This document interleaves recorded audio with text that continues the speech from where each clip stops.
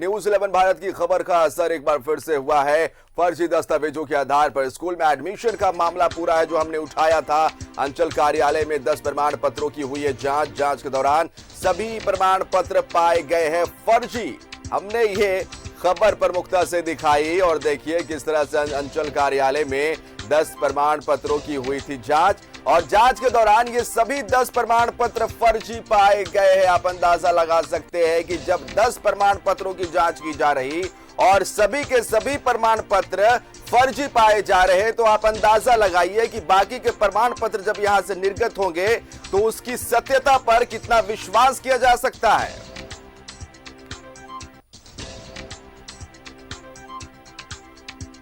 रुख करते अपने संवाददाता पीयूष के हमारे साथ फोन लाइन पर जुड़े रहे हैं। पीयूष, हमने जो खबर प्रमुखता से दिखाई कि किस तरह से फर्जी दस्तावेजों के आधार पर स्कूलों में एडमिशन लेने का यह मामला बढ़ रहा है। अब देखिए कितना बड़ा सवाल यहां पर खड़ा होता है पीयूष कि अंचल कार्यालय में 10 प्रमाण पत्रों की जांच होती है और 10 के 10 प्रमाण पत्र फर्जी पाए जाते हैं। जानकारी चाहेंगे आपसे। देखिए जैसे ही हमने खबर चलाई उसके बाद इसका असर देखने को मिला। डीसी ने आदेश निकाला हमारे चैनल के नाम के साथ और आदेश में कहा गया कि 3 जांच सदस्य टीम बनाई गई। उस जांच जो सदस्य हैं उन्होंने जांच किया, अंचल कार्यालय गई। अंचल कार्यालय में जिस तरह से आय प्रमाण पत्र का जांच किया गया उसमें पाया गया कि 10 प्रमाण पत्र फर्जी है।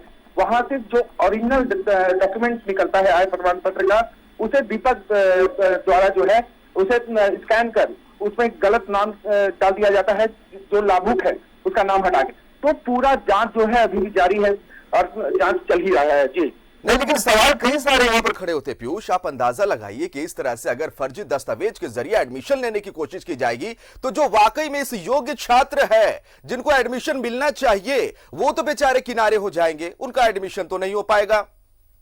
देखिए यही सवाल हम लोगों ने उठाया था और साथ ही साथ जो स्टिंग ऑपरेशन चलाया था उसमें भी इस बात का उल्लेख किया गया था कि 1 लाख रुपए से लेके 1.5 लाख रुपए तक का रकम लिया जाता है, जिसके बाद अच्छे घराने के लोगों के सुपुत्र या बेटियों का भी एडमिशन कराया जाता है। तो कई सारी बातें अभी भी खुलनी बाकी है। हर बिंदुओं की जांच चल रही है। जो एडीएम लॉ एंड ऑर्डर के नेतृत्व में टीम गठित की गई है तो कई सारे स्कूलों की भी जांच चल रही है। कई स्कूलों से डॉक्यूमेंट भी मांगा गया है कि 2 सालों में जितना बीपीएल के तहत जो भी एडमिशन हुआ है उसकी सारी लिस्ट दी जाए, डॉक्यूमेंट दिया जाए। तो जांच अभी प्रक्रिया चल रही है, परत दर परत सवाल ये भी खड़ा होता है कि क्या कार्रवाई होगी। हमने ये खबर प्रमुखता से दिखाई, इसका असर भी देखा जा रहा है और फर्जी प्रमाण पत्र निर्गत करने की बात की तस्दीक भी, पुष्टि भी अब हो चुकी है। जो भी जिम्मेवार लोग हैं क्या उन पर कार्रवाई होगी? देखिए पुलिस जो है दीपक देव नामक जो युवक है जो स्टिंग ऑपरेशन पैसे की डिमांड कर रहा है और पूरे एडमिशन का सरगना है उसको तलाश रही है, उसके घर पे छापेमारी कर रही है, लगातार उसको पकड़ने की कोशिश कर रही है। दीपक का सीडीआर भी जांच किया जा रहा है, यानी मोबाइल नंबर से भी जांच की जा रही है कि आखिरकार इसका संपर्क किससे था, किन किन स्कूलों से था। तो कई सारी जांच बिंदुओं पे अभी भी जांच चल रही है। चलिए खबर पर नजर बना के रखिए पीयूष, हम फिर से आपसे जुड़ेंगे और तमाम जानकारी लेंगे। हालांकि अपने दर्शकों को एक बार बताना चाहेंगे, फिलहाल पीयूष आपका बहुत बहुत शुक्रिया। अपने दर्शकों को एक बार बताना चाहेंगे कि न्यूज 11 भारत की खबर का असर हुआ। देखिए हमने ये खबर प्रमुखता से दिखाई थी और अब फर्जी दस्तावेजों के आधार पर स्कूल में एडमिशन का मामला किस तरह से संगीन हो चुका है, क्योंकि